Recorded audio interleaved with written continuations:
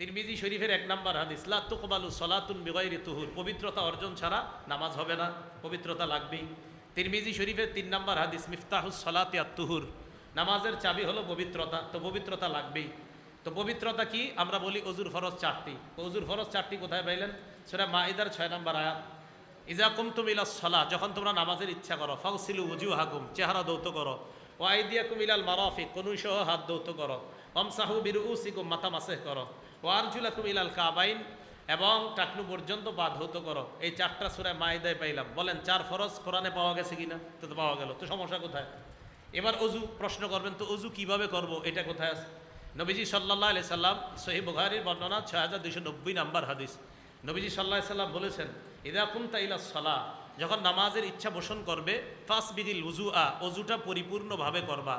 এখন প্রশ্ন, হুজুর অজু যে পরিপূর্ণভাবে করব, এটা কোথায় পাবো? মুসলিম শরীফের 246 নম্বর হাদিস, মাদ্রাসার পাঠ্যপুস্তক অনুসারে মোট হাদিস সংখ্যা হবে 3033টা, এবং আন্তর্জাতিকভাবে এই নাম্বারটাই ফলো করা হয়। এই হাদিসে আসছে, নুআইম ইবনে আব্দুল্লাহ রহমতুল্লাহি আলাইহি তিনি বলেন, রাআইতু আবা হুরায়রা রাদিয়াল্লাহু তাআলা আনহু ইয়াতাওয়াদ্দা, আমি আবু হুরায়রা রাদিয়াল্লাহু তাআলা আনহুকে ওযু করতে দেখেছি। তো আমি দেখলাম তিনি যখন ওযু করে, ফাগাসালা ওয়াজহা, উনি চেহারাটা খুব ভালোভাবে ধৌত করে, সুম্মা গাসালা ইয়াদাহুল ইউমনা ফাআশরাআ ফিল আদুদি, উনি হাত ধৌত করলেন, বাহু সহ খুব ভালোভাবে ধৌত করলেন, ওয়া ইয়াদাহুল ইউসরা ফাআশরাআ ফিল আদুদি, বাম হাত উনি খুব সুন্দরভাবে বাহু সহ খুব সুন্দরভাবে ধৌত করলেন, সুম্মা গাসালা রিজলাহুল ইউমনা ফাআশরাআ ফিস সাক, ডান পা ধৌত করলেন, পায়ের নালাগুলা সুন্দরভাবে ধৌত করলেন, ওয়ারিজলাহুল ইউসরা ফাআশরাআ ফিস সাক, উনি বাম পায়ের নালা সহ খুব সুন্দরভাবে ধৌত করলেন। ধৌত করার পর আবু হুরায়রা বললেন, হা কাজা রাআইতু রাসূলুল্লাহ সাল্লাল্লাহু আলাইহি সাল্লাম ইয়াতাওয়াদ্দাউ, আমি নবীজি সাল্লাল্লাহু আলাইহি সাল্লামকে এইভাবেই ওযু করতে দেখেছি। পরে রাসূল সাল্লাল্লাহু আলাইহি সাল্লাম বলেছেন, আনতুমুল গুররুল মুহাজ্জালুনা ইয়াউমাল কিয়ামা মিন ইসবাগিল ওযু, ওযু পরিপূর্ণভাবে করার কারণে তোমাদের চেহারা, তোমাদের হাত, তোমাদের পা তথা অজুর অঙ্গগুলা কিয়ামতের ময়দানে চমকাইতে থাকবে, আমি দেখেই চিনতে পারবো এটা আমার উম্মত। এখন দেখেন অজুর নিয়ম, এটাও আমরা হাদিস থেকে জানলাম। এরপরে লম্বা আলোচনা করা যায়, আরও অনেকগুলো হাদিস আছে এই ব্যাপারে। এখন আবার প্রশ্ন, যে যদি অজু দ্রুত করতে গিয়ে আপনার অঙ্গ শুষ্ক থাকে, তাও আবার হবে না, এগুলো আমাদের বাচ্চাদেরকে পড়ায়, তো এটি পড়াইলে দোষ ধরে, তো এটা আছে কিনা দেখেন, সহিহ বুখারী 60 নম্বর হাদিস। এই হাদিসের মধ্যে আছে আব্দুল্লাহ ইবনে ওমর রাদিয়াল্লাহু তাআলা আনহুমার বর্ণনা, তিনি বলেন, তাখাল্লাফা আন্না নবী সাল্লাল্লাহু আলাইহি সাল্লাম ফি সাফরাতিন সাফারনাহা, এক সফরে রসুল আকরাম সাল্লাল্লাহু আলাইহি সাল্লাম আমাদের থেকে একটু পিছনে পড়ে গেছে, আমরা আগে আগে চলে আসছি। ফাআদরাকানা, নবীজি আমাদেরকে ধরে ফেলছে, আবার কাছাকাছি এসে গেছে। অকদ আর হাকাতনা সালাহ, আসরের নামাজ যায় যায় অবস্থা, আমরা চিন্তা করলাম ইন্না লিল্লাহ, নামাজ তো পড়তে হবে। ওয়ানাহনু নাতাওয়াদ্দা, অজু করা শুরু করলাম। অজু করা শুরু করার পর আমরা জালনা নামসাহু আলা আরজুলিনা, পাগুলা কোনো মতে ধৌত করতেছি, মানে কোনো মতে পা ধৌত করতেছি, ধৌত করে নামাজ পড়বো। নবীজি ফানাদা বিআলা সাওতিহি, পিছন থেকে জোরে ডাক দিয়েছে, এই ওয়াইলুল লিল আকাবি মিনান নার, ওয়াইলুল লিল আকাবি মিনান নার, মাররাতাইনি আও সালাসান, 2বার বা 3বার বললেন, যেই জায়গা শুকনা আছে এটা জাহান্নামে যাবে, যেই জায়গা শুকনা আছে এটা জাহান্নামে যাবে। আমাদের বাচ্চাদেরকে এইগুলা সিরিয়ালে সিরিয়ালে আপনার ছন্দে ছন্দে পড়ানো হয়। এইগুলা কোথায় পাইছে? এই যে বুখারী 60 নম্বর হাদিসে পাইছে। তো এটাই তো হানাফি মাযহাব। আপনারা মানে কি নতুন কোনো ধর্ম মনে করছেন কিনা আমি জানি না। এরপরে দেখেন, আপনি অজু করলেন, অজু করার পর এবার আপনি অজুর পরে কালিমায়ে শাহাদাত পড়া, এটা বিভিন্ন অজুখানায় লেখা থাকে। এখন এটার উপরে প্রশ্ন তোলে যে এটা লেখা আছে, এই এরকম যে লেখা আছে, এটা কোথায় আছে? ভাই এটা নাই, মুসলিম শরীফের 234 নম্বর হাদিসে আছে। এই হাদিসের বর্ণনা, রসুল আকরাম সাল্লাল্লাহু আলাইহি সাল্লাম বলেন, মামিন রাজুলিন ইয়াতাওয়াদ্দাউ, কোনো মুসলমান যখন উযু করে, ফায়ুবলিগুল উযুআ আও ইউসবিগুল উযুআ, উত্তম রূপে উযু করার পর, সুম্মা ইয়াকুলু আশহাদু আল্লা ইলাহা ইল্লাল্লাহ ওয়া আন্না মুহাম্মাদান আবদুহু রাসূল, এখানে এতটুকু বর্ণনা, আরও অন্য জায়গায় ওয়া আশহাদু আন্না সহ আছে। এটা পড়ার পর আরেকটা দোয়া কিছু বর্ণনা আছে, আল্লাহুম্মা জাআলনি মিনাত তাওয়াবিন ওয়া জাআলনি মিনাল মুতাতাহহিরিন, এটা পড়লে তো রসুল আকরাম সাল্লাল্লাহু আলাইহি সাল্লাম বলে, ইল্লা ফুতিহাত লাহু আবওয়াবুল জান্নাতি সামানিয়া, আর কিছু বর্ণনায় পাবেন আপনারা, ইল্লা ফুতিহাত লাহু সামানিয়াতু আবওয়াবিল জান্নাহ, জান্নাতের 8টা দরজা তার জন্য খুলে দেওয়া হয়। এখন এই কথাগুলো আমাদের বাচ্চাদেরকে পড়ানো হয়, তো বাচ্চাদেরকে রাস্তাঘাটে কয়, এটা কই পাইছস, এরকম জিজ্ঞাসা করা হয়, নাউজুবিল্লাহ। বাচ্চাদেরকে যে পড়ানো হচ্ছে, আপনি দেখেন আমি প্রত্যেকটা কথায় দলিল দিচ্ছি, বাচ্চাদেরকে ছোটবেলা থেকে এটা পড়ানো হয়। তো আমি তো বলি, আমাদের এই মাদ্রাসাগুলোতে আসেন, হানাফি ফিকহ যেখানে পড়ানো হয়, বাচ্চাদেরকে নাবালেগ অবস্থা থেকেই তাদেরকে কোরআন সুন্নাহ অনুযায়ী বড় করা হয় তাদেরকে। একটা আমল দেখান আপনি যেটা কোরআন সুন্নাহ বহির্ভূত আছে। এরপরে ওযু করার পর আপনি তাহিয়াতুল ওযু যদি পারেন 2 রাকাত পড়া। সহিহ বুখারীর বর্ণনা 1098 নাম্বার হাদিস। বেলাল রাদিয়াল্লাহু তাআলা আনহুকে নবীজি বলেন, বেলাল তুমি কি আমল করো বলো তো, হাদ্দিসনি বিআরজি আমালিন আমিলতাহু ফিল ইসলাম, ইসলামে তুমি আশাব্যঞ্জক কোন আমল করো যে আমলের কারণে ফাইন্নী সামিআতু দাফান আলাইকা বাইনা ইয়াদাইয়া ফিল জান্নাহ, আমি জান্নাতে তোমার পায়ের জুতার আওয়াজ আমার আশেপাশে শুনতে পেলাম, কি আমল করো? তো হযরত বেলাল বলে, হুজুর এমন তো আমল আমি আশাব্যঞ্জক আমল আমার জানা নাই, গায়রা আন্নিলাম আতাতাহহার বিতুহুরিন ফি সাআতি লাইলিন আও নাহার ইল্লা সাল্লাইতু মা কুতিবা লি আন উসাল্লিয়া, যখনই আমি দিনে রাতে ওযু করি সাথে সাথে যতটুকু তৌফিক দেয় আল্লাহ ওই পরিমাণ সালাত আদায় করি। নবীজি বললেন, হ্যাঁ এ আমল আল্লাহর কাছে এত পছন্দ যে জান্নাতে তোমার পায়ের জুতার আওয়াজ আমরা শুনতে পাই। এরপরে উঁচু করার পর আমরা কি বলি, মসজিদে যাবেন। মসজিদে যাবেন, যাওয়ার পর আমরা মসজিদের সামনে একটা দোয়া লেখা থাকে, এটা আছে কিনা? মুসলিম শরীফের 713 নম্বর হাদিস, রসুল আকরাম সাল্লাল্লাহু আলাইহি সাল্লাম বলেন, ইদা দাখালা আহাদুকুমুল মসজিদ, তোমাদের কেউ যখন মসজিদে ঢুকে ফাল্যুসাল্লিম আলা নবী সাল্লাল্লাহু আলাইহি সাল্লাম, নবীজির উপর দুরূদ পড়বা, পড়ার পর এরপরে দোয়াটা পড়বা, আল্লাহুম্মা আফতাহলি আবওয়াবা রাহমাতিক, বের হওয়ার সময় আল্লাহুম্মা ইন্নী আসআলুকা মিন ফাদলিক। মসজিদে ঢুকলেন, ঢোকার পর এরপরে মসজিদে কোনো নাপাক ময়লা ইত্যাদি যদি দেখেন এটা পরিষ্কার করে দেওয়া, এটা একটা বর্ণনা আছে, খাদেম সাহেবের অপেক্ষা না করা। সহিহ বুখারীর বর্ণনা 5760 নম্বর হাদিস, 5760 5760, এটা ফাথুল বারী অনুযায়ী সিরিয়াল। আমাদের মাদ্রাসার যে বুখারীগুলা এখানে 2টা রকম দেওয়া আছে, দেখবেন আপনারা 2 রকমের মাঝখানে একটা কালো দাগ আছে, দেখবেন পাশে ফা লেখা আছে একটা, এ ফা মানে ফাথুল বারী। ফাথুল বারী অনুযায়ী হাদিসের সিরিয়াল মোট হবে 7563টা, যেটা আপনারা পকেটে পকেটে রাখেন ওইটাও এ সিরিয়াল। আর মুসলিম শরীফ যারা পকেটে রাখেন আপনারা অনেকে, এটা সিরিয়াল কিন্তু আন্তর্জাতিক সিরিয়াল না, এটাতে আছে 7453টা, এটা আন্তর্জাতিক সিরিয়াল না, আন্তর্জাতিক হলো 3033টা, যেটা ওইটা ঠিক আছে। এই জন্য পকেটওয়ালারা আবার আমার কথাগুলো মিলাবে, আমি জানি। তো পকেটওয়ালারা মিলানোর আগে না, সমস্যা নাই, মিলান। আপনারা যখন দেখবেন মুসলিমেরটা না মিলে মাদ্রাসায় মুফতি শামসুদ্দা আশরাফি সাহেবের কাছে আসবেন, উনি ইনশাল্লাহ খুলে মিলিয়ে দিবে আপনাদেরকে। তো যাই হোক, রসুল আকরাম সাল্লাল্লাহু আলাইহি সাল্লাম নামাজে দাঁড়াইছে, বাইনামান নবী সাল্লাল্লাহু আলাইহি সাল্লাম ইউসাল্লি, নামাজ পড়ছেন, ফারাআ ফি কিবলাতিল মসজিদি নুখাওয়া, নবীজি নামাজের মধ্যে দেখলেন কেবলার দিকে আপনার নাকের শ্লেষা পড়া, ফাহাক্কাহা বিয়াদিহি, নবীজি নিজ হাত মুবারক দ্বারা এটা মুছে দিলেন, ফাতাগাইয়াজা, রাগ হয়ে গেলেন। এরপর বললেন, ফাইন্না আহাদাকুম ইদা কানা ফিস সালাহ, তোমাদের কেউ যখন নামাজে থাকে, ফাইন্নাল্লাহা হিয়ালা ওয়াজহিহি, আল্লাহ তার সামনে থাকে। আল্লাহ কোথায় থাকে? এই যে এটা বললাম না, বলবে আল্লাহ সামনে থাকে, আল্লাহ কি সব জায়গায় থাকে? তো বুখারী শরীফের হাদিসই তো বললেন আল্লাহ সামনে থাকে। আরে কোন কিতাব? এখন বলেন কোন কিতাব? বুখারী। মানে বুখারী এই দলিল যখন দেই, বুখারীতেই কথা আছে যে আল্লাহ সামনে থাকে, তো এটা কোন কিতাব থেকে বললাম আমি? তো বুখারী শরীফের কিতাব, এখান থেকেই তো বললাম। তো রসুল আকরাম সাল্লাল্লাহু আলাইহি সাল্লাম বললেন, ফালা ইয়াতানাখামান্না আহাদুকুম হিয়ালা ওয়াজহিহি, চেহারার সামনে কেউ থুতু ফালাইবা না, নাকের শ্লেষা ফালাইবা না, কারণ সেখানে আল্লাহ থাকে। আচ্ছা, নামাজে আসলাম, এবার ভালো করে শোনেন। আসার পর এবার আমরা সালাতে দাঁড়াইলাম, বিসমিল্লাহ, আল্লাহুম্মা লাকাল হামদু ওয়া লাকাশ শুকর।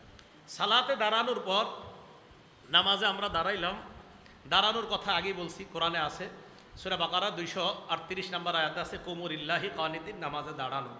তো নামাজে দাঁড়াইলাম, দাঁড়ানোর পর আল্লাহু আকবার বলি, মানে তাকবীর বলি। তাকবীর বলার কথা কোথায় আছে? সহিহ বুখারীর 789 নম্বর হাদিসে আছে।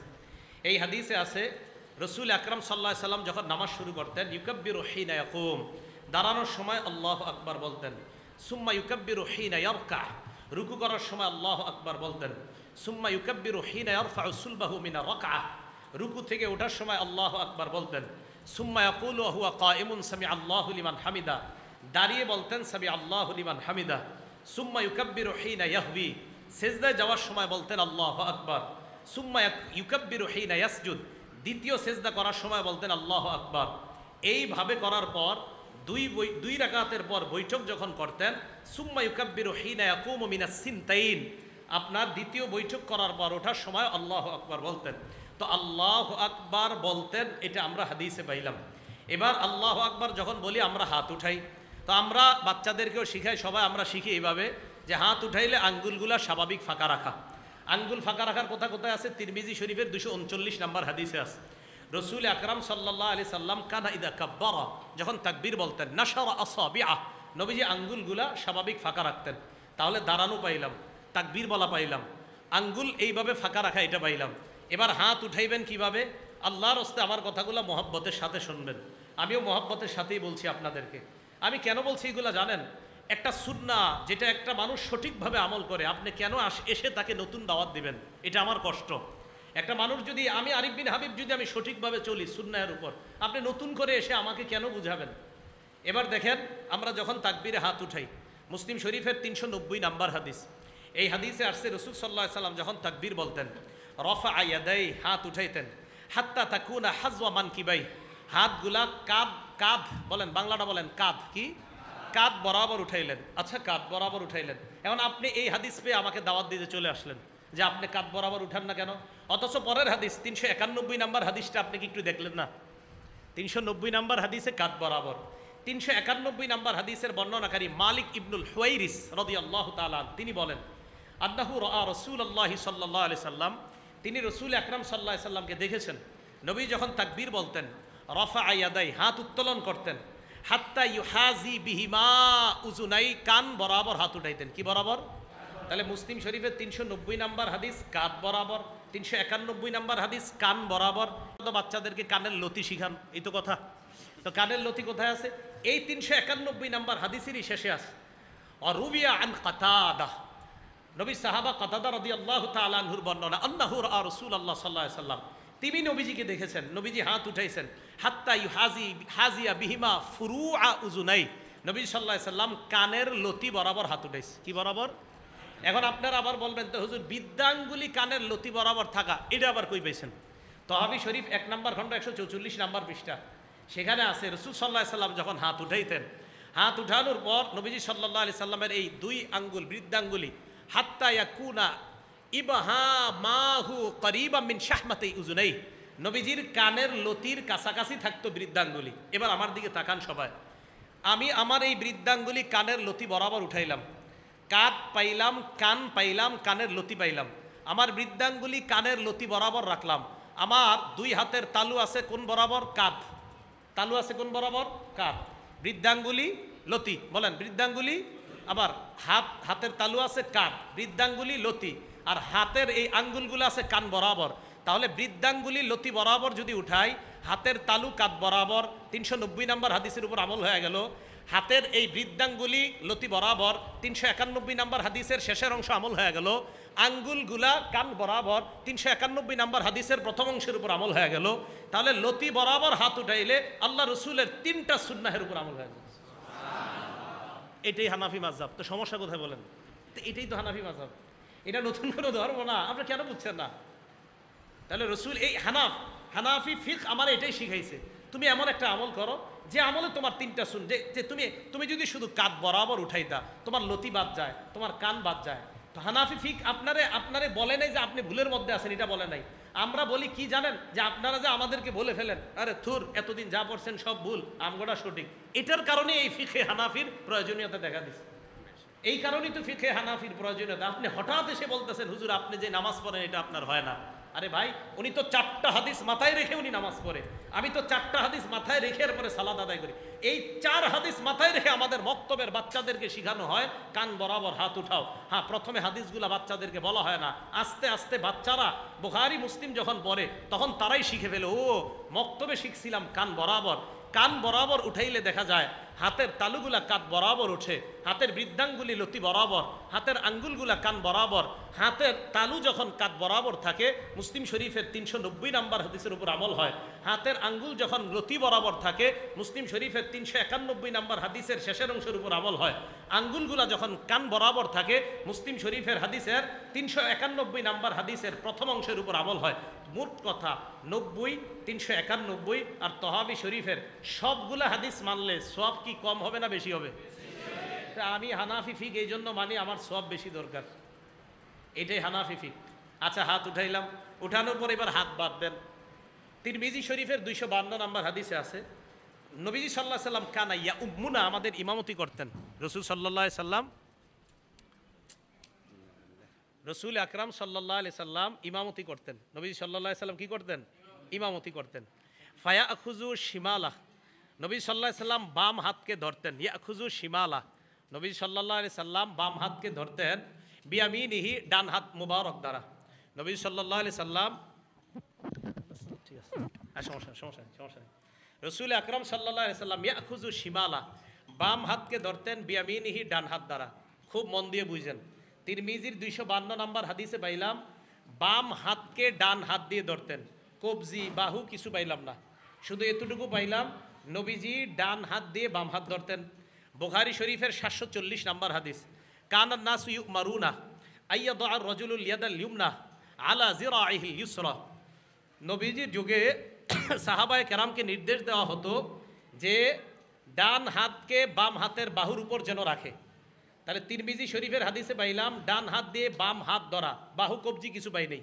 বুখারী শরীফের 740 নম্বর হাদিসে পাইলাম ডান হাত বাম হাতের বাহুর উপরে রাখতেন, বাহু পাইলাম। এবার আবু দাউদ শরীফের 727 নম্বর হাদিসটা একটু মন দিয়ে বুঝেন।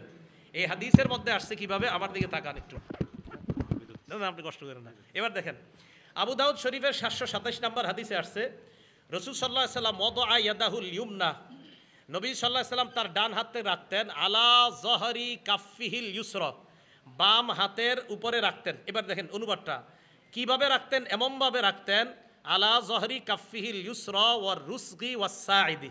নবীজি ডান হাত দিয়ে বাম হাত এমনভাবে ধরতেন যে ডান হাতটা বাম হাতের তালুর পিঠের উপর থাকতো, দেখেন পিঠ। এরপরে পাইলাম ওয়ার রুসগি ওয়াস সাইদি, কবজি এবং বাহু।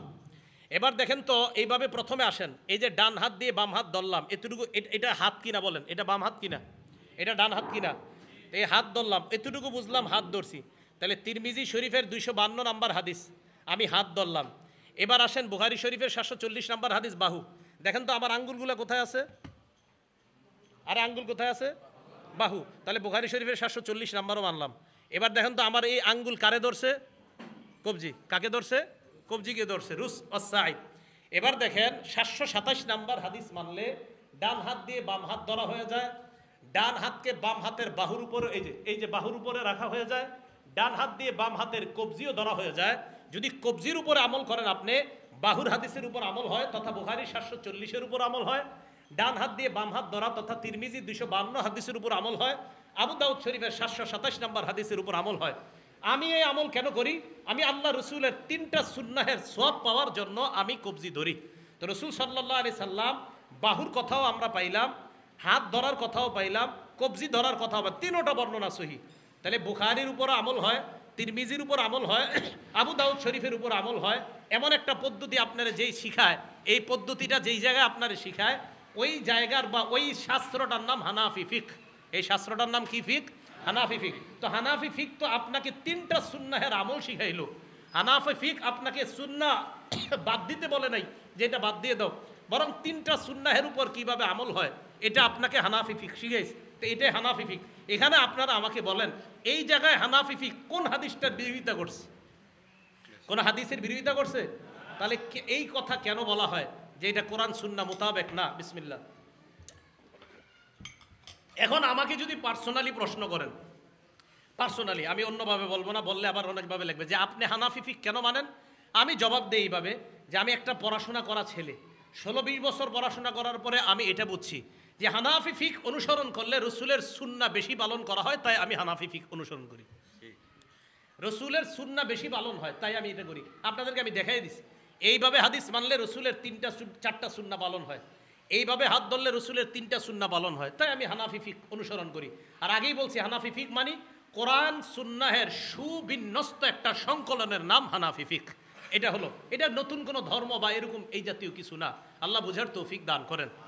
এবার আপনি হাত রাখবেন মুসান্নাফু ইবনে আবি শাইবা 3959 নাম্বার হাদিসের বর্ণনা। এই জায়গায় আসছে আপনার ওয়াইল ইবনে হুজুর রাদিয়াল্লাহু তাআলা আনহুর বর্ণনা, রাআইতুন নাবিয়্যা সাল্লাল্লাহু আলাইহি সাল্লাম, আমি নবীজিকে দেখেছি, ওয়াদা আয়াদাহুল ইউমনা আলা শিমালিহি, নবীজি সাল্লাল্লাহু আলাইহি সাল্লাম তার ডান হাত বাম হাতের উপর রাখছে, ফিস সালাতি তাহতা সুররা, নামাজের মধ্যে নাভির নিচে তার হাত রাখছে। এই হাদিসের সনদ সহিহ। মুসান্নাফু ইবনে আবি শাইবা 3959 নাম্বার হাদিসের বর্ণনা, আমি নবীজিকে দেখলাম ডান হাত বাম হাতের উপরে রাখছে নামাজের মধ্যে। আচ্ছা এবার শোনেন, আমি প্রশ্ন হলো হুজুর আচ্ছা অন্যগুলা মানলে সমস্যা কোথায়, এটাই আপনি মানতে হবে কেন, আমি কেন মানি দেখেন। তাহলে এটা পাইলাম মুসান্নাফু ইবনে আবি শাইবার পরের বর্ণনাটা 3960 নম্বর বর্ণনা, ইব্রাহিম নাখাই রহমতুল্লাহ আলাই, তিনি ওয়াদা ইয়াদাহুল ইয়ুমনা আলাল ইউসরা তাহতা সুররাতি ফিস সালাহ, উনি ওনার ডান হাতকে বাম হাতের উপর রাখতেন নাভির নিচে।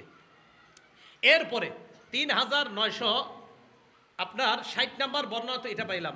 আজীব একটা বর্ণনা কি, ইমাম আহমদ ইবনে হাম্বল রহমতুল্লাহ আলাই এবং ইসহাক ইবনে রাহওয়াই ইমাম বুখারী রহমতুল্লাহ আলাইহির উস্তাদ।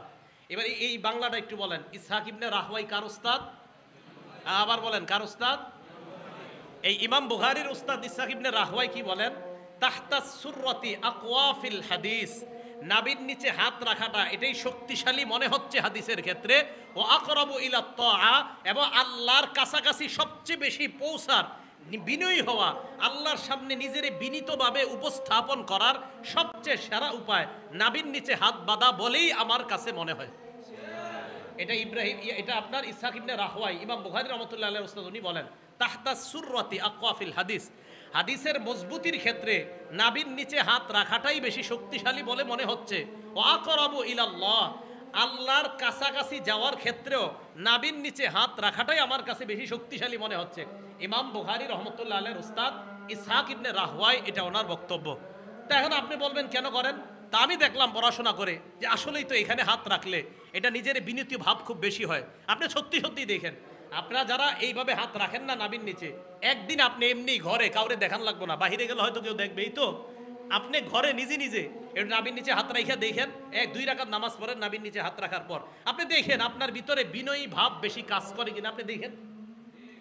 আপনি দেখেন বড় বড় উলামায়ে কেরাম তাবিঈরা তারা বলছেন নাভির নিচে হাত রাখলে বিনয়ী ভাবটা বেশি আসে। ইমাম বুখারীর উস্তাদ এই কথা বললেন। তা আপনি আজকে দেখেন এইভাবে দাঁড়াইলে নাভির নিচে হাত রাখা যে আল্লাহর কাছে নিজের ছোট মনে করা কি বেশি হয় না হয় না? এটা আপনি দেখেন। আমি অন্যগুলা কি কিন্তু বলছি না যে না আপনি পদভ্রষ্ট, আপনি বাতিল, আপনি শেষ, আমি এই পর্যন্ত কাউকে বলছি এই কথা না, এটা আমি কাউকে বলি নাই, যদিও আমাদেরকে একের পরে এক বলা হয়। এখন দেখেন এই যে প্রথম থেকে শেষ পর্যন্ত প্রত্যেকটা বর্ণনায় আমি আপনাদেরকে একটা না একাধিক হাদিস শোনাইলাম। তাহলে আমি কি বুঝাইলাম? আমি যে এতক্ষণ বললাম এটাই ফিকহে হানাফি। এখন ফিকহে হানাফির প্রত্যেকটা মাসালা যে বললাম, আমি কি একটা দলিল দিছি না প্রায় মাসালায় একাধিক দলিল দিছি? তো যেই ফিকহে হানাফি আপনারা এটাই শিখায় যে হানাফি ফিক মানে এক মাসালায় একটা আমলের ক্ষেত্রে একাধিক দলিল থাকে এবং একাধিক দলিলের সমন্বয় করে যে ফিক, এটাকে বলা হয় হানাফি ফিক। একাধিক দলিলকে সমন্বয় করে। এই কথাটা আপনারা কেন উল্টাভাবে নেন, কেন অন্যভাবে নেন? এটা অন্যভাবে নেওয়া ঠিক না। এইভাবে আপনি হাত বাঁধলেন, বাঁধার পর বাস, এরপরে আর সমস্যা নাই। এরপরে যেগুলো করি ওগুলো নিয়ে আর কেউ ঝামেলাও করে না, সমস্যা নাই। এতটুকু পর্যন্তই সবাই কেমন জানি আমাদের উপরে প্রশ্ন তুলতে চায়। বিশ্বাস করেন এই ছোটোখাটো বিষয়গুলো নিয়ে আমাদের মাঝে ফাও দূরত্ব তৈরি করাটা এটা ঠিক না। আমি তো আপনাদেরকে বলবো, কেউ যদি আপনারা মনে করেন যে আপনি যেটা বললেন এটা যে ফিকহে হানাফি, আর ফিকহে হানাফির এই আমলগুলা যে সত্যি এমন, এটা কিভাবে বোঝা যাবে? আপনি আল্লাহর হস্তে কোনো আলেমের কাছে গিয়ে বসেন। আমি বলতেছি আল্লাহর হস্তে কোনো আলেমদের কাছে বসেন, বসার পর তারা আপনাকে সুন্দরভাবে বিষয়টা বুঝিয়ে দিবে, আরও সুন্দরভাবে। তাহলে ফিকহে হানাফি আমি যে এতক্ষণ আপনাদের সামনে বললাম, প্রত্যেকটা মাসালায় একাধিক একের পর এক দলিল পেশ করলাম। এই দলিল পেশ করে আপনাদেরকে আমি যেটা বোঝাতে চাইলাম, একাধিক দলিলকে প্রত্যেকটা মাসালায় কিন্তু সমন্বয় করছে। এইভাবে হাত, এইভাবে হাত, এইভাবে হাত, ফিকহে হানাফি সমন্বয় করে দেখিয়ে দিয়েছে এইভাবে তোলো, সব হাদিসের উপর আমল হয়। হাত রাখার ক্ষেত্রে কোথায় বাঁধবেন, ফিকহে হানাফি একাধিক দলিল আনছে, আনার পর আপনাকে এমন পদ্ধতির হাদিসটা মানতে বলে যেই হাদিসটা মানলে অন্যান্য হাদিসগুলোর উপর আমল হয়ে যায়। এটাই ফিকহে হানাফি। আর ফিকহে হানাফি এই শিক্ষাটা আমাদেরকে দেয়। কেরাত খলফাল ইমাম, এটা নিয়ে আর বলবো না, এটা রিজওয়ান ভাই সম্ভবত বলে গিয়েছে ইমামের পিছনে কেরাত পড়ার বিষয়টা। তো এটা একাধিক দলিল আছে, প্রচুর দলিল আছে যে কেরাত খলফাল ইমাম, ইমামের পিছনে কেরাত পড়া না পড়া। হ্যাঁ, যে এই যে কেরাত খলফাল ইমামটা নিয়ে যে ইমামের পিছনে আমরা কেরাত পড়বো কি পড়বো না, তো এই বিষয়গুলো নিয়ে আমি আশা করি রিজওয়ান ভাই বলছে। তো সূরা আরাফের 204 নম্বর আয়াত দেখেন, মানে শুধু একটা অভিযোগ। আমি একদিন রুমে বসে, আমার রুমে এক ভাই, উনি মিষ্টি দোকানের করে, আল্লাহ তাআলা ভাইকে আরো বড় বানাক। এই ভাই আমার কাছে গিয়ে বলতেছে যে নামাজে যে ইমামের পিছনে কেরাত পড়বেন আর আপনারা যে পড়েন না, দলিল কি? তো আমি প্রথমে বললাম আমরা ফিকহে হানাফি যারা অনুসরণ করি, ফিকহে হানাফি তো পুরা ফিকহে হানাফি মোট 60টা বিষয়কে সামনে রেখে মাসালা আলোচনা করে, মাথায় রাখবেন। এর মধ্যে সর্বপ্রথম ফিকহে হানাফির কাজ কোরআন দেখে। কোরআনে যদি ফিকহে হানাফি কোনো আমল পেয়ে যায় এবং এটা যদি একদম কোরআনে পাওয়ার পর এটার সাথে যদি অন্য কোনো কিছু সাংঘর্ষিক হয়, এটা ফিকহে হানাফি নেয় না। এটা আপনার মাথায় রাখবেন। ফিকহে হানাফি যদি কেউ ভালোভাবে পড়ে তখন সে বুঝতে পারবে মাসালার ক্ষেত্রে ফিকহে হানাফি কতটা কঠোরতা অবলম্বন করে, যা অন্য কোনো ক্ষেত্রে আপনি পাবেন না। এতটা কঠোরতা অবলম্বন করে ফিকহে হানাফি, এটা সত্যি কথা। আপনি পড়েন, যারা ফিকহে হানাফি ফলো করেন না এদেরকেও পড়ান কিছুদিন, তখন সে বুঝতে পারবে যে ফিকহে হানাফি কতটা কঠোরতা, মাসালার ক্ষেত্রে তারা কতটা কঠোর অবস্থানে থাকে সবসময়। এক নাম্বার কোরআন, কোরআনে থাকলে বাস। তা আল্লাহ সূরা আরফে বলছে ওয়াইজা করি আল কোরআন ফাসতামিউ লা ওয়া আনসিতু লাহু।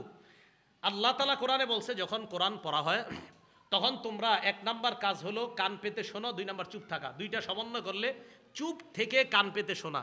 আচ্ছা, বুখারী শরীফের 757 নম্বর হাদিসে নবী এক সাহাবাকে বলছে কোরআনের যে অংশ সহজ সেই অংশ থেকে বড়, তো বড়ে ওই অংশ বড়ে উনি। এখন কোরআন সূরা ফাতিহা এটা কি কোরআন না কোরআনের বাহিরে? হুজুর জানেন এরকম একটা বই আছে কিন্তু সূরা ফাতিহা যে কোরআনের বাহিরে, এরকম একটা কিতাব লেখা হয়েছে। সূরা ফাতিহা কোরআনের অংশ না। আমি অবাক হয়ে গেছি, এর চটি একটা বই আছে যে কোনো একজন লেখছে যে সূরা ফাতিহা কোরআনের অংশ না। কেন জানেন? ওই যে আমরা বলি কোরআন পড়া, ফাতিহা মানেও কোরআন, যে আলহামদুলিল্লাহ রাব্বিল আলামিন এটাও কোরআন, এটা পড়ার সময় চুপ থাকতে হবে। এখন চিন্তা করলো এটারে কিভাবে রদ করা যায়। এক ভাই কতটা খেয়ানত করে এক কিতাব লিখে ফেলছে যে সূরা ফাতিহা এটা কোরআনের অংশই না। কেন জানেন? মানে বুঝাইতে চায় যে ফাতিহাটা কোরআনের অংশ না, অতএব ফাতিহার সময় ইমামও পড়বে তুমিও পড়বা, কারণ ফাতিহা তো কোরআন না, এটার সময় চুপ থাকা লাগবে না, এরকম বুঝাইছে। নাউজুবিল্লাহি মিন যালিক। তো সূরা ফাতিহা এটাও কোরআন। ওয়াইদা করি আল কোরআন, যখন কোরআন পড়া হয় কান পেতে শ্রবণ করা। এখন দেখেন কান পেতে শ্রবণ করা আবার চুপ থাকা, দুইটা হুকুম আল্লাহর। বাস ফিকহে হানাফি কি বলে যে এখন কয় হাদিসে আসছে লা সালাতা ইল্লা বিফাতিহাতিল কিতাব, সূরা ফাতিহা ছাড়া নামাজই হবে না। এখন ফিকহে হানাফি এই দুইটাকে সমন্বয় করে। আচ্ছা, কোরআনে আসছে কোরআন পড়লে চুপ থাকতে হবে, হাদিসে আসছে ফাতিহা ছাড়া নামাজ হবে না। ফিকহে হানাফি এখানে দেখে যে কোরআন পড়লে চুপ থাকা এটা আল্লাহর নির্দেশ। বাস এখানে ফিকহে হানাফি কি বলে যে কোরআন যখন পড়া হবে এটা যেই পড়বে, ইমাম সাহেব যখন পড়বে পিছনে যারা থাকবে তারা চুপ থাকতে হবে। এখন প্রশ্ন আসবে ফিকহে হানাফির উপর, তাহলে লা সালাতা ইল্লা বিফাতিহাতিল কিতাব এই হাদিস কোথায় যাবে? এটার ব্যাখ্যা ফিকহে হানাফি এইভাবে দেয় যে লা সালাতা ইল্লা বিফাতিহাতিল কিতাব এটা লিল ইমাম আও লিল মুনফারিদ, এটা হলো ইমামের জন্য। ইমাম যখন কেরাত পড়ে তখন মুক্তাদি পড়া দরকার নাই। আপনারা বলবেন পড়া দরকার নাই কেন? হাদিসে আসছে আবার ইন্নামা জুইলাল ইমাম লিউতাম্মা বিহি, ইমামকে সামনে দাঁড়ায় তার অনুসরণ করার জন্য। আরেক হাদিসে আসছে আল ইমামু যামিন, আমার আপনার সব দায়িত্ব ইমাম সামনে নিয়েই দাঁড়ায়। তো কেরাত পড়ার দায়িত্বটা ইমাম সামনে নিয়ে নিছে, নেওয়ার পরে উনি ওখানে দাঁড়িয়েছে। এই জন্য আরেকটা কথা মনে রাখবেন, দরখাস্ত যদি পেশ করা হয়, আমরা এই মসজিদের সবাই প্রধানমন্ত্রী বরাবর একটা আবেদন পেশ করব, সব মিছিল দিয়ে যাব না কয়েকজন প্রতিনিধিকে পাঠাবো? আবু বলে না, কয়েকজন প্রতিনিধিরা সবাই যাব। হ্যাঁ, এই জন্য দরখাস্ত পেশ করাটা একসাথে সবাই না করে একজন করাটাই উত্তম। আলহামদুলিল্লাহ সূরা এটা একটা দরখাস্ত আল্লাহর কাছে পেশ করা। এই দরখাস্ত ইমাম সাহেব পেশ করতেছেন, অন্যরা শুনে শুনে আমিন বলে এটাকে সাপোর্ট দিতেছেন। হ্যাঁ হ্যাঁ হ্যাঁ ইমাম সাহেব যা বলছে আল্লাহ আপনি কবুল করে নেন। তাহলে এই বিষয়গুলা তো ইমাম সাহেব যখন পড়বে আমরা তখন চুপ থাকা, এটা কোরআনের নির্দেশ। তাহলে সূরা ফাতিহা কিভাবে, যে একাকি যখন কেউ পড়বে তার সূরা ফাতিহা ছাড়া নামাজ হবে না, আর ইমাম সাহেব সূরা ফাতিহা পড়তে হবে, উনি না পড়লেও সালাত হবে না, ওয়াজিব তরক হয়ে যাবে। তাহলে ইমামের পিছনে যে পড়া লাগবে না এটার দলিল আবার কোরআনে। আল্লাহ বলছে যখন কোরআন পড়ে তখন চুপ থাকো, ইমাম যখন পড়বে তোমরা চুপ থাকবা। আর ইমাম পড়লে আমরা যে পড়তে হবে না, আরও অনেক দলিল আছে যে ইমাম সামনে যায় তার অনুসরণ করার জন্য, ইমাম যা বলবে পিছন থেকে শুধু অনুসরণ করব। আরেকটা কি, ইমাম যামিন, আমাদের বিষয়গুলা জিম্মায় নিয়ে উনি সামনে দাঁড়ায়। এই জন্য এই বিষয়গুলা মাথায় রেখে কেরাত খলফাল ইমাম, তথা ইমামের পিছনে যে কেরাত পড়া, ফিকহে হানাফি এটার সমন্বয় এইভাবে করে যে কেরাত পড়া হলেই চুপ থাকতে হবে। এবার আরেকটা প্রশ্ন দাঁড় করায় যে সূরা আরফের গালেবান 204 নম্বর আয়াত মনে হয়, যে এই আয়াতটা যে নামাজের ক্ষেত্রে এটার দলিল কি? আল্লাহ একাধিক মুফাসসির, এক দুইজন না অসংখ্য মুফাসসিরদের অভিমত হলো এই আয়াত এটা নামাজের সাথে সম্পৃক্ত। এই আয়াত এটা নামাজের সাথে সম্পৃক্ত। নামাজে যখন তেলাওয়াত করা হবে তখন চুপ থাকা, এটা মানতেই চায় না। তো এই যে বললাম এক ভাই আমার কাছে আসছে, আসার পর কয় জানি তো, মানে জানি তো সূরা আরফের দলিলটা দিবেন আমারে। আমি আচ্ছা, তো সূরা আরফের দলিল দিলে সমস্যা কি? সূরা আরফ কি নামাজের ক্ষেত্রে? আমি কি ইন্না লিল্লাহ, কি বলেন? সূরা আরফ নামাজের ক্ষেত্রে না, এটা কে বলবে? তাফসিরে তবারির লেখকের নাম জানেন? ওনা বললাম তবারি, কেন বললাম জানেন? তাফসিরে তবারিটা আবার আমাদের দেশের এক শ্রেণীর ভাই খুব ভালোভাবে এটা নেয়। তাফসিরে তবারিটা নেওয়ার অনেক কারণ আছে, আমি জানি কি কারণ। তো এটা আবার অনেকে নেয়, অনেকে মানে আমাদেরকে, অনেকে যারা সহ্য করে না তারা নেয়। তাই আমি বললাম তাফসিরে তবারির লেখক যিনি, উনিও বলছে এই আয়াতটা ওয়াইদা কুরিআল কোরআন এটা নামাজের ক্ষেত্রে। হ্যাঁ উনিও এই কথা বলছে, হ্যাঁ উনি তো এই কথা বলছে। এখন উনি এই কথা বলছে, তখন আস্তে ধীরে কেমন জানি বলতে চায়, আরে উনি বললে হবে নাকি, নবীজি যেটা বলছে এটাই। তো এই হলো বিষয়গুলো আর কি। যাই হোক, আমি এই পর্যন্ত কিন্তু আমি কোনো শ্রেণীর নাম নিছি না, আমি নাম নেইনি, বললাম যে বলে। এখন বলবেন যে কে বলে, তো যে বলে সে, কে বলে যে বলে সে, কি যে কয় এটা কি নবী, না নবীজি বলছে, এখন আর এই কথা শোনা যাবে না। এরপরে দেখেন আরো কিছু বিষয় থাকে আমাদের। এই যে লাইলাতুল বারাআত, এই লাইলাতুল বারাআতের ব্যাপারে এক ভাই আমার কাছে আসার পর কয়, ওই রাত্রে যে হালুয়া রুটি এগুলা কি আছে? তা আমি বললাম না, নাই। তা ওই ভাই আবার প্রশ্ন করলেন, ওই রাতে হালুয়া রুটি বেজি বানানো হয়, সাপ বানানো হয় রুটি দিয়া, আরো অনেক আকৃতি, ঘোড়া, বাঘ, ভাল্লুক, এগুলা ঠিক? আমি না, ঠিক না তো। ওই রাতে যে গোসল করলে মাথার পানির চুল পড়লে, মহিলাদের চুলের এই পানিগুলা পড়লে প্রত্যেক ফোটায় ফোটায় নেকি ঝরে যায়, মুকসুদুল মুমিনিন না আরো কিছু বইয়ের নাম লেখছে, এগুলাতে আছে, এগুলো ঠিক? না, এগুলো তো ঠিক না। বলতে বলতে হঠাৎ আমারে বলে ফেলতেছে কি, আচ্ছা লাইলাতুল বারাত যে এটা ফজিলতের রাত, এটা ঠিক না? আমি কই হ্যাঁ এটা ঠিক। কে বলছে? আমি কই নাসিরউদ্দিন আলবানী রহমতুল্লাহ আলাইহি বলছে। তো যখন আমি বললাম নাসিরউদ্দিন আলবানী রহমতুল্লাহ, নাসিরউদ্দিন আলবানী বলছে? আমি হ্যাঁ নাসিরউদ্দিন আলবানী রহমতুল্লাহ বলছে। কয় হুজুর শিওর আপনি নাসিরউদ্দিন আলবানী বলছে? আমি কই ভাই সত্যি নাসিরউদ্দিন আলবানী বলছে। কয় শোনেন, নাসিরউদ্দিন আলবানী আমাদের দলিল না, আমাদের দলিল আল্লাহ রাসূল। এই কথা বলছেন। ঠিক, আমি দেখেন এটা এটা এটা উনি এই সত্যি উনি এই কথাটা বলছেন। তা আমি বলি যে হাদিস সহি দুর্বল, এটা তো কোনো না কোনো ইমাম বলছে, ঠিক না? তাহলে এই ক্ষেত্রে তো ইমামদেরকে আমরা মানি, এটা সহি, এটা দুর্বল, এটা হাসান, এটা হাসান লি জাতি, এটা হাসান লি গায়রিহি, এটা মুনকাতি। এই হাদিসগুলো তো আমরা কোনো ইমামরাই ফলো করি। তো আমি বললাম সহি বলা দুর্বল বলার ক্ষেত্রে কি উনি ইমাম ফলো করেন না? হ্যাঁ করি তো, এটা আগে জিজ্ঞেস করে নিছি। তখন আমি বলছিলাম কে, তো সর্বপ্রথম নামটা বলছিল নাসিরউদ্দিন আলবানী রহমতুল্লাহ আলাইহি। আল্লাহ ওনার কবরকে জান্নাতের বাগান বানায় দেন, দোয়া করি আমরা। তো যাই হোক, এই নাসিরউদ্দিন আলবানী রহমতুল্লাহ আলাইহি, আমি বললাম উনি তো বলছে যে লাইলাতুল বারাআতের ফজিলত সম্পর্কিত হাদিসকে উনি সহি বলছে, হাসানও বলছে কোনো কোনো জায়গায়, দুর্বল কোথাও বলে নাই উনি। তখন বলে কি আচ্ছা উনি এই কথা বলছে? আমি হ্যাঁ উনি তো বলছে এই কথা। এখন উনি এটা ইয়া করতে চায় না, উনি বলছেন। তখন এক ভাইদের পক্ষ থেকে আসছে, আমাদের এটাই প্রমাণ যে আমরা কোরআন সুন্নাহ মানার ক্ষেত্রে কাউরে মানি না, কোরআন সুন্নাহই মূল দলিল, এইখানে কোন ইমাম আসলে এটা আমরা দেখি না। তাহলে ভাই সহি না দঈফ এটার ক্ষেত্রে কি আপনি কোরআন সুন্নাহ ডাইরেক্ট মানতে পারবেন নাকি? এটা তো কোনো ইমাম লাগবে। এই জন্য ইমাম লাগবেই, ইমাম ছাড়া চলা এটা সহজ না, এটা আপনি পারবেনও না। এজন্য আপনারা যারা হানাফি ফিকহের বিরোধিতা করেন, যারা অথবা যারা মনে করেন না আমি ইমাম ছাড়া চলবো, আপনি পার্সোনালি শামসুদ্দা আশরাফি সাহেব হুজুরের কাছে একদিন এসে বসেন, উনি আপনারে 2-3টা পাল্টা প্রশ্ন করবে। আপনি যখন বলবেন না আমি কোনো ইমাম মানি না, তো উনি 2-3টা প্রশ্ন রাখার পরে আপনি মরার আগেও এই জবাব দিতে পারবেন না, তখন তো আপনি বিপদে পড়বেন। আপনি যখন বলবেন আমি কোনো ইমাম মানি না, তখন তো আপনি বিপদে পড়ে যাবেন। উনি যখন আপনার পাল্টা প্রশ্ন করবে তাহলে আপনি কি মানেন, তো আপনি বলবেন আমি কোরআন মানি, আর কি মানেন? বলবেন সহি হাদিস। উনি আপনার পাল্টা বলবে সহি, যে হাদিসটা যে সহিটা কে বলছে? মোহাম্মদ রাসূলুল্লাহ সাল্লাল্লাহু আলাইহি ওয়াসাল্লাম বলছে। বলেন না কেন? মোহাম্মদ রাসূলুল্লাহ সাল্লাল্লাহু আলাইহি ওয়াসাল্লাম বলছে, কে বলছে?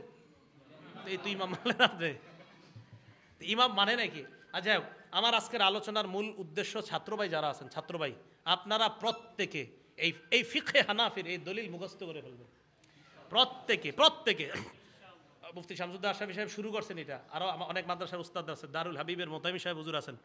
আমি বলবো ওনার মাধ্যমে প্রত্যেক মাদ্রাসায় ফিকহে হানাফির সেমিনার হবে, এবং সেখানে কোনো দল বা এরকম, এটা আমরা তো আগেও বলছি, আমরা এরকম বারবার আপনাদেরকে বলছি যে আমরা যে ফিকহে হানাফি কেন অনুসরণ করি, এই কারণে যে রাসূল সাল্লাল্লাহু আলাইহি ওয়াসাল্লামের সুন্নাহ সঠিক পদ্ধতিতে আমল কিভাবে করা যাবে, এটার এই মূল কাজটা যারা করে, ফিকহে হানাফি, ফিকহে মালিকি, ফিকহে শাফিঈ, ফিকহে হাম্বলি সহ সমস্ত এই ফিকহের সমন্বয়। আর আপনারা যারা আছেন আপনারা এটা হয়তো জানেন না, আমাদের মাদ্রাসাগুলোতে 4টা ফিক পড়ানো হয়, এটা কি জানেন? হ্যাঁ, ফিকহে হানাফিও পড়ানো হয়, মালিকিও পড়ানো হয়, শাফিও পড়ানো হয়, হাম্বলিও পড়ানো হয়। এটা পড়ানোর পর এরপর হয়তো দলিলের দিকে যেটা মজবুত সেই দলিলটা গ্রহণ করে, আবার শাফি মাযহাবে দলিলের দিকে যেটা মজবুত তারা সেটা গ্রহণ করে, আবার হাম্বলি মাযহাবে দলিলের ক্ষেত্রে যেটা মজবুত তারা সেটা গ্রহণ করে। তো এই ফিকহি সেমিনারগুলা বেশি হওয়া দরকার। আর মাদ্রাসার ছাত্র যারা আছেন, যেমন এই মাদ্রাসা থেকে মেশকাত পর্যন্ত হুজুর এখানে ইফতা আছে, তো ইফতা বিভাগের যে ছাত্রগুলো, আমি একটা কথা বলি, ইফতা থেকে আপনারা মনে করেন 30 জন বের হইলেন, এই 30 জন 30টা এলাকার মসজিদের ইমাম হবেন, খতিব হবেন। আপনারা মোহাব্বতের সাথে ফিকহে হানাফির এই বিষয়গুলা, এটা কেন এখন প্রয়োজনীয়তা দেখা দিয়ে গেছে, আপনারা এই বিষয়গুলো বাস মুখস্থ, আপনি কাউরে অ্যাটাক করা দরকার নেই, আপনি শুধু বলবেন আমি কেন এইভাবে পড়ি, মুসলিম শরীফে আছে, বুখারী শরীফে আছে, নাসাইতে আছে, ইবনে মাজাহ আছে। তাহলে এইগুলা যদি থাকে তো আমার আর আপনার মাঝে শত্রুতাটা কেন, কে শত্রুতাটা করলো? হ্যাঁ, এটা নিয়েও আশা করি উনি একটা কনফারেন্স করবে যে আমাদের মাঝে শত্রুতা শুরু হলো কোত্থেকে, আমরা যদি সবাই সঠিক থাকি শত্রুতাটা কোত্থেকে আসলো। না, এটা ঠিক না। তাদেরকে বস ছুড়ে চ্যালেঞ্জ ছুড়ে দাও। এই চ্যালেঞ্জ ছুড়া কিন্তু ফিকে হানাফি মাযহাব থেকে শুরু হয় নাই। ইতিহাস খুঁজলে দেখবেন এই চ্যালেঞ্জ বলার অভ্যাস এটা আমাদের থেকে শুরু হয় নাই। এটা কোত্থেকে শুরু হয়েছে? 150 বছর আগের ইতিহাসে যদি যান তখন দেখবেন এটা কোত্থেকে শুরু হয়েছে। কি বলেন? এই জন্য এগুলো আমাদের থেকে শুরু হয় নাই। আমরা কখনো অ্যাটাকিং না ছিলামও না, কাউকে আক্রমণাত্মক শব্দ আমরা বলার মতো মানুষ ছিলাম না। আমাদেরকে প্রথমে 13 বছর শুধু আক্রমণ করছে, পরে 10 বছর জবাব দিছি। বুঝলেন না? নবীজি 13 বছর আক্রমণ সহ্য করছে, পরে 10 বছর জবাব দিছে। আমাদেরকে প্রচুর আক্রমণ করা হয়েছে, সহ্য করছে, কিচ্ছু বলে নাই। আমি নিজে দেখছি আসাদ গেট মসজিদে আমি 11 বছর তারাবি পড়াইছি। আসাদ গেট নিউ কলোনি মসজিদে 11 বছর তারাবি। 20 বছর আগে আমি দেখছি এই ছোট ছোট লিফলেট বিতরণ করতেছে। ছোট ছোট লিফলেট কারা জানি বিতরণ করে, কি চ্যালেঞ্জ দিয়ে দিলাম যে এত রাকাত এত, আচ্ছা নাম বললাম না, নতুন করে যাও যে তারাবিজে, আচ্ছা যাই হোক তারাবিজে 8 রাকাত চ্যালেঞ্জ দিয়ে দিলাম, এরকম লিফলেট মুসল্লিদের হাতে হাতে দিচ্ছে। আমি নিজে দেখছি তারাবি 8 রাকাত চ্যালেঞ্জ ছুঁড়ে ছুঁড়ে এই লিফলেট বিতরণ করছে। তো লালমাটিয়া মাদ্রাসা পাশে ওলামায়ে কেরাম ওনারা এতটা ইয়া নেয়, হারে এগুলো কি করতেছে এইভাবে যে এই বিতরণ করছে, মানুষ 20 রাকাত তারাবি পরে। এই লিফলেট পাওয়ার পর অনেক মানুষ নতুন করে আপনার 20 রাকাত ছেড়ে দিল। ছেড়ে দেওয়ার পর 8 রাকাত শুরু করলো। এখন আমি বলি যদি এই 20 রাকাত সুন্নাহ মোতাবেক হয়, যদি এই 20 রাকাত প্রমাণিত সুন্নাহ হয়, তাহলে একটা লোককে আপনি কেন 20 রাকাত থেকে 8 রাকাত বানাবেন? যদি 20 রাকাত এটা স্বীকৃত সুন্নাহ হয়, এই যে আপনি লিফলেট বিতরণ করার পর কতগুলা মানুষ এখন আগে 20 রাকাত পড়তো, এখন 8 রাকাত। এবং আশ্চর্য হবেন গত 2 বছর আগে যে কোনো একটা টেলিভিশনেরও ফতুয়া এসে গেছে তারাবি না পড়লেও কোনো সমস্যা নেই, না পড়লেও কোনো সমস্যা নেই। 8-এর থেকে কিন্তু 4-এ আসছিল, গত 5 বছর আগে 4 রাকাতে আসছে 8-এর থেকে, এটা জানেননি আপনারা? 8-এর থেকে 4 রাকাতে আসছে গত 5 বছর আগে। গত 3 বছর আগে আবার এই 4ও এটা ইয়ে হয়ে গেছে, বাদ হয়ে গেছে। না, এগুলো না পড়লেই কিছু হয় না। এই জন্য মানুষকে আমল থেকে দূরে রাখার এটা জরুরত কি বলেন, এটার ফায়দা কি? দূরে রাখার তো কোনো দরকার নাই। তো লিফলেট বিতরণ, চ্যালেঞ্জ করা, এগুলা কিন্তু হানাফি বা আমরা যারা আমাদেরকে বলেন যে তোমরা এখন বহস করো, অসম্ভব। বহস এটা, হ্যাঁ এটা শুনে রাখেন, বহস করা এটা আমাদের থেকে শুরু হয় নাই। এটা আপনি 150 বছর আগের ইতিহাস খোঁজেন, কারা কারা এই চ্যালেঞ্জ ছুড়ে দিছে। এই জন্যই তো লেখা দরকার হয়েছে তোহফায়ে আহলে হাদিস। কেন লেখছে? মাহমুদুল হাসান দেওবন্দি রহমতুল্লাহ আলাইহি পড়েন, উনি এই কারণে লেখা নাই, ওলামায়ে কেরাম ওনারে দিয়ে লেখাইছে তুমি এটা লেখো। তো লেখছে কেন? এটার ইয়াটা খোঁজেন। আমি আহলে হাদিসকে কটাক্ষ করছি না, কিন্তু উনি এটা কেন লেখলেন, এই কেন লেখার ইতিহাস খোঁজেন, খুঁজলে পাবেন কারা বহস শুরু করছে পৃথিবীতে এই উপমহাদেশের মধ্যে। তো যে বিষয়টা বললাম, আমরা কাউকে কটাক্ষ করবো না, কাউকে অ্যাটাক করবো না, কিন্তু এই যে ছাত্রভাই যারা আছেন আপনারা কিন্তু ভুল পথে পা বাড়ায়েন না।